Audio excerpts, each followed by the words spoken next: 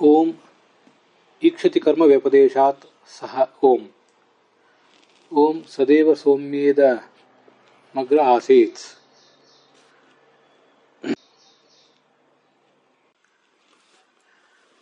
ತತ್ವಮಂಜರಿ ಗದ್ಯ ಭಾಗದಲ್ಲಿ 113ನೇದಿದೆ. ನಾನು ಅಥಾಪಿ ಸರ್ವಕರ್ತ ವಿಷ್ಣುರಿತ್ಯಯುಕ್ತಂ, ಸರ್ವಕರ್ತೃ ವಿಷ್ಣುವೇ ಅಂತೇನು ನೀವು ಹೇಳಿದ್ದೀರಲ್ಲ, ಅದು ಉಚಿತ ಅಲ್ಲ ಅಂತ ಪ್ರಶ್ನೆ. ಯಾಕೆಂದರೆ ಛಾಂದೋಗ್ಯ ಉಪನಿಷತ್ತಿನ 6ನೇ ಅಧ್ಯಾಯದಲ್ಲಿ ಸದೇವ ಸೌಮ್ಯೇದ ಮಗ್ರ ಆಸೀತ್ ಏಕಮೇವಾದ್ವಿತೀಯಂ ಅಂತ ಹೀಗೆ ವಾಕ್ಯ ಬಂದಿದೆ. ಬಹುಪ್ರಕರಣೇಶು, ಅನೇಕ ಪ್ರಕರಣಗಳಲ್ಲಿ ಸತ್ ಎಂಬ ಶಬ್ದ ಅಲ್ಲಿ ಶ್ರುತ ಆಗಿದೆ, ನಮ್ಮ ಶ್ರವಣಕ್ಕೆ ವಿಷಯ ಆಗಿದೆ. ಆದ್ದರಿಂದ ಅವಧಾರಣ ಗೊತ್ತಾಗ್ತದೆ ನಮಗೆ. ಆ ಸತ್ತಾದದ್ದೇ ಸರ್ವಕರ್ತ ಅಂತ ಹೇಳಿ. ಸತ್ತು ಯಾವುದು ಅಂತ ಮುಂದೆ ವಿಚಾರ ಮಾಡೋಣ. ಅಂತೂ ಸರ್ವಕರ್ತ ಸತ್ ಅಂತನ್ನೋದು ಆ ಸತ್ ಶಬ್ದದಿಂದ ಗೊತ್ತಾಗ್ತದೆ. ಅನೇಕ ಪ್ರಕರಣಗಳಲ್ಲಿ ಬಂದಿದೆ.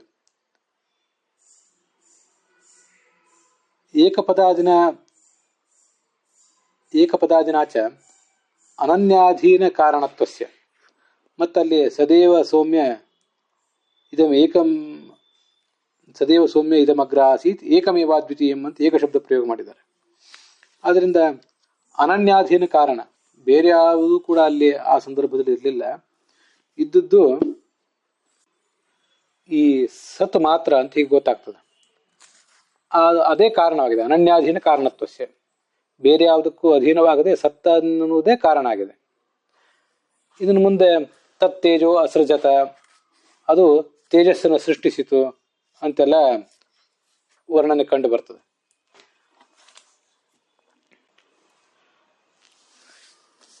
ಅದು ತೇಜಸ್ಸನ್ನು ಸೃಷ್ಟಿಸಿತು. ಸನ್ಮೂಲಾಹ ಸೌಮ್ಯ ಇಮಾಃ ಪ್ರಜಾಃ ಸದಾಯತನಾಃ ಸತ್ಪ್ರತಿಷ್ಠಾಃ ಅಂತ. ಸೌಮ್ಯ ಅಂತ ತಂದೆ ಮಗನಿಗೆ, ಉದ್ಧಾರಕರು ಶ್ವೇತಕೇತುವಿಗೆ ಉಪದೇಶಿಸುವಂಥ ಪ್ರಸಂಗ ಅದು. ಅವ್ರು ಏನು ಹೇಳಿದ್ದಾರೆ, ಸೌಮ್ಯ ಅಂತ ಅವನಿಗೆ ಸಂಬೋಧನೆ ಮಾಡಿದ್ದಾರೆ. ಇಮಾಃ ಪ್ರಜಾಃ, ಈ ಎಲ್ಲ ಜೀವಗಳು ಕೂಡ ಸನ್ಮೂಲಾಹ, ಆ ಸತ್ತನ್ನೇ ಮೂಲವಾಗಿ ಇಟ್ಕೊಂಡಿರುವಂಥವು, ಸತ್ತಿನಿಂದ ಬಂದಿವೆ. ಸದ್ ಆಯತನಾಹ, ಅದನ್ನೇ ಅವಲಂಬಿಸಿಕೊಂಡಿವೆ. ಸದ್ ಆಯತನಾಹ ಸತ್ ಪ್ರತಿಷ್ಠಾಹ ಅಂತಿಷ್ಟೆಲ್ಲ ಅಲ್ಲಿ ವರ್ಣನೆ ಇದೆ. ಅವನೇ ಇವರೆಲ್ಲರಿಗೂ ಕೂಡ ಕರ್ತೃ. ಮೂಲ ಅಂದರೆ ಕರ್ತೃ, ಸತ್ತೇ ಕರ್ತೃ ಆಗಿದೆ. ಅವನೇ ಸತ್ತೇ ಆಶ್ರಯವಾಗಿದೆ ಎಲ್ಲದಕ್ಕೂ ಕೂಡ. ಮತ್ತೆ ಸತ್ತೇ ಕೊನೆಗೆ ಮೋಕ್ಷದಾಯವೂ ಕೂಡ ಆಗಿದೆ. ಸತ್ ಪ್ರತಿಷ್ಠಾ, ಪ್ರತಿಷ್ಠಾ ಅಂದರೆ ಕೊನೆ ಗತಿ. ಆಶ್ರಯ ಅಂದರೆ ಕೇವಲ ತಾತ್ಕಾಲಿಕ ಆಶ್ರಯ, ಪ್ರತಿಷ್ಠಾ ಅಂದರೆ ಕೊನೆಯ ಗತಿ ಅಂತ ನಾವು ಇಷ್ಟು ತಿಳ್ಕೊಳ್ಬಹುದು. ಹೀಗಲ್ಲಿ ಬಂದಿದೆ. ಮತ್ತೆ ಸದಾ ಸೌಮ್ಯ ತದಾ ಸಂಪನ್ನೋ ಭವತಿ ಅಂತ ಮತ್ತೊಂದು ಕಡೆ ಅದೇ ಛಾಂದೋಗ್ಯ ಉಪನಿಷತ್ನಲ್ಲೇ. ಇವೆಲ್ಲ 6ನೇ ಅಧ್ಯಾಯದ 2ನೇ ಖಂಡ, 7ನೇ ಖಂಡ, ಹೀಗೆ ಬೇರೆ ಬೇರೆ ಕಡೆ ಬಂದಿರುವಂತಹ ಮಂತ್ರಗಳು.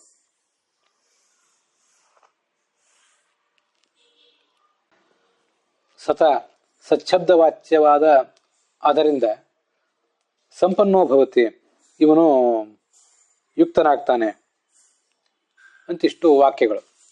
ಈ ಎಲ್ಲ ವಾಕ್ಯಗಳನ್ನು ಗಮನಿಸಿದರೆ ಅತ್ರ ಸೃಷ್ಟಿ ಸ್ಥಿತಿ ಮುಕ್ತಿ ಸುಪ್ತಿ ಪ್ರಳಯ ಹೇತುತ್ವಾದೇಶ ಉಕ್ತೇಹೆ. ಸೃಷ್ಟಿ ಕಾರಣ, ಸ್ಥಿತಿ ಕಾರಣ, ಮುಕ್ತಿ ಕಾರಣ, ಮತ್ತೆ ಸುಪ್ತಿ ಪ್ರಳಯಗಳಿಗೂ ಕೂಡ ಅದೇ ಕಾರಣ ಅಂತ ಹೀಗೆ ಅದರಿಂದ ತಿಳಿದು ಬರ್ತದೆ ಆ ವಾಕ್ಯಗಳನ್ನೆಲ್ಲ ಗಮನಿಸಿದರೆ. ಅದರಿಂದ ಯಾವುದಕ್ಕೆ ಇದೆಲ್ಲ ತಿಳಿದು ಬರ್ತಿದೆ ಅಂದ್ರೆ, ಸಚ್ಛಬ್ದೋಕ್ತಸ್ಯ, ಸಚ್ಛಬ್ದದಿಂದ ಪ್ರತಿಪಾದಿತವಾದ ಯಾವ ಪದಾರ್ಥ ಇದೆಯೋ ಅದಕ್ಕೆ ನಿಶ್ಚಿತವಾಗಿಯೂ ಸೃಷ್ಟಿ ಕಾರಣತ್ವ, ಅದೇ ಸೃಷ್ಟಿ ಕಾರಣ, ಅದೇ ಪ್ರಳಯ ಕಾರಣ ಇತ್ಯಾದಿಗಳು ಅಲ್ಲಿ ಗೊತ್ತಾಗ್ತವೆ. ಇನ್ನು ಆ ಸಚ್ಛಬ್ದ ವಾಚ್ಯವಾದದ್ದು ಯಾವುದು ಅಂತ ವಿಚಾರ ಮಾಡಬೇಕು. ಮೊದಲು ಸಚ್ಛಬ್ದ ವಾಚ್ಯವಾದದ್ದೇ ಇದೆಲ್ಲದಕ್ಕೂ ಕೂಡ ಕಾರಣ ಅಂತ ಗೊತ್ತಾಯ್ತು, ಸೃಷ್ಟಿ ಪ್ರಳಯ ಇತ್ಯಾದಿಗಳಿಗೆ. ಸಚ್ಛಬ್ದ ವಾಚ್ಯವಾದದ್ದು ಯಾವುದದು, ಅದನ್ನು ನಾವೀಗ ಜಿಜ್ಞಾಸೆಗೆ ಒಳಪಡಿಸ್ಬೇಕು. ಸಚ್ಛಬ್ದಿತಸ್ಯ ಚ, ಶಬ್ದಿತ ಅಂದ್ರೆ ಸತ್ಯಂಬ ಶಬ್ದದಿಂದ ಹೇಳಲ್ಪಟ್ಟದ್ದು ಅಂತ ಅರ್ಥ. ಸತ್ಯಂಬ ಶಬ್ದದಿಂದ ಹೇಳಲ್ಪಟ್ಟದ್ದು ಯಾವುದು ಅಂದ್ರೆ ಪರಮಾತ್ಮ ಅಲ್ಲ, ಅಲ್ಲಿ ಪ್ರಕೃತಿ ಅಂತಾನೆ ತಿಳ್ಕೊಳ್ಬೇಕು. ಪ್ರಕೃತಿಯೇ ಸಚ್ಛಬ್ದ ವಾಚ್ಯ ಅಂತ ತಿಳ್ಕೊಳ್ಬೇಕು. ಅದು ಯಾಕೆ ಅಂದ್ರೆ ತದೈಕ್ಷತ ಬಹುಸ್ಯಾಂ ಪ್ರಜಾಯೇಯ ಅಂತ ಹೀಗೆ ಅದನ್ನು ವರ್ಣನೆ ಮಾಡಿದ್ದಾರೆ. ಅದು ನೋಡಿತು, ಐಕ್ಷತ ಅಂದ್ರೆ ನೋಡಿತು, ಬಹುಸ್ಯಾಂ ಪ್ರಜಾಯೇಯ, ನಾನು ಅನೇಕ ರೂಪಗಳನ್ನು ತಾಳಿ ಏನು ಅಂತ ಆಲೋಚನೆ ಮಾಡಿತ್ತು. ಅಲ್ಲಿ ಅನೇಕ ರೂಪಗಳನ್ನು ತಾಳುವುದು ಏನಿದೆಯಲ್ಲ, ಬಹುಭವನ, ಅನೇಕ ರೂಪಗಳನ್ನು ತಾಳುವುದು, ಅದೊಂದು ವಿಕಾರ. ಅದು ಆ ವಿಕಾರ ಅಂತ ಅನ್ನೋದು ಉಪನಿಷತ್ತಿನ ವಾಕ್ಯದಲ್ಲಿ ಕೇಳಿ ಬರ್ತಾ ಇದೆ. ಆದ್ರಿಂದ ಅದು ಪ್ರಧಾನವೇ. ಈ ಪ್ರಕೃತಿ ಏನಿದೆ, ಪ್ರಕೃತಿಯೇ ಈ ವಿಕಾರಗಳನ್ನು ತಾಳುವುದು, ವಿಷ್ಣು ಅಲ್ಲ. ಹಾಗಾದ್ರೆ ಪ್ರಕೃತಿ ಅಂತ ಅನ್ನುವುದು ಜಡ, ಪ್ರಕೃತಿ ಅಥವಾ ಪ್ರಧಾನ ಅಂದ್ರೆ ಎರಡು ಒಂದೇ. ಅದು ಜಡ, ಅದು ನೋಡುವುದು ಹೇಗೆ ಅಂತ ಒಂದು ಜಿಜ್ಞಾಸೆ ಬರಬಹುದು. ಪೂರ್ವ ಪಕ್ಷದವರು ಪ್ರಧಾನವೇ, ಪ್ರಕೃತಿಯೇ ಎಲ್ಲದಕ್ಕೂ ಕಾರಣ ಅಂತ ಹೇಳ್ತಿದಾರಲ್ಲ, ಆ ಪೂರ್ವ ಪಕ್ಷದವರ ಮೇಲೆ ಮತ್ತೊಂದು ಪ್ರಶ್ನೆ. ಬೇರೆ ಯಾವುದೋ ದೇವತೆಯೋ ವಿಷ್ಣುವೋ ಆಗಿದ್ರೆ ಅವನು ಚೇತನನಾದ್ರಿಂದ ಎಲ್ಲವನ್ನೂ ನೋಡಬಲ್ಲ. ಆದರೆ ಪ್ರಕೃತಿ ಅಥವಾ ಪ್ರಧಾನ ಅಥವಾ ಜಡ ಆದ್ರಿಂದ ಅದು ನೋಡೋದು ಹೇಗೆ ಅಂತ ಪ್ರಶ್ನೆ ಬಂದ್ರೆ, ಈಕ್ಷಣಸ್ಯ ಜಡೇ ಅಭಿಮಾನಿ ದ್ವಾರಾವ.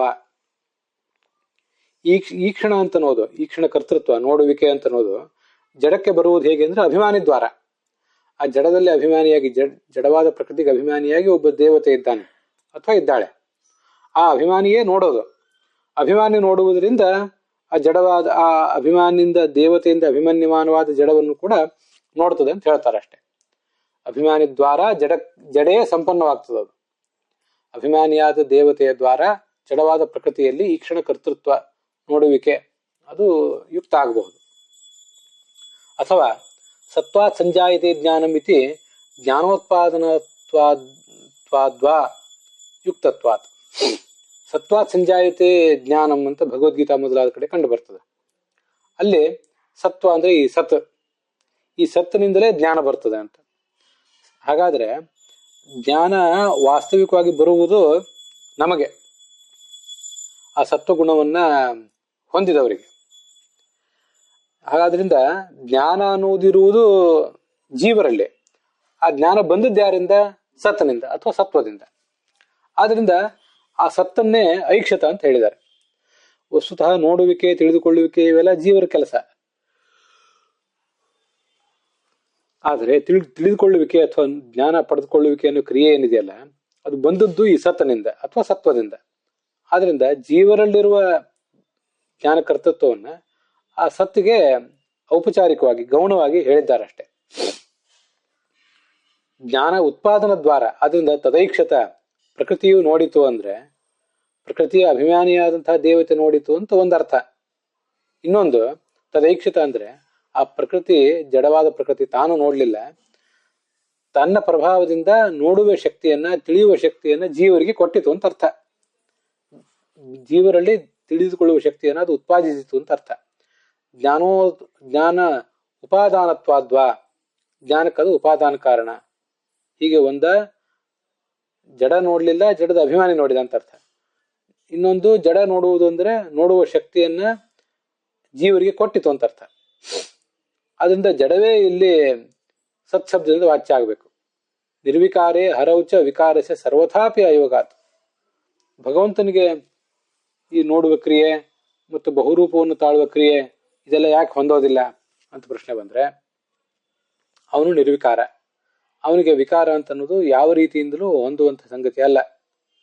ಆದ್ರಿಂದ ಈ ಭಗವಂತನನ್ನೇ ನೀವು ಸರ್ವಕರ್ತ ಅಂತ ಹೇಳಿದ್ದು ಹೇಗೆ?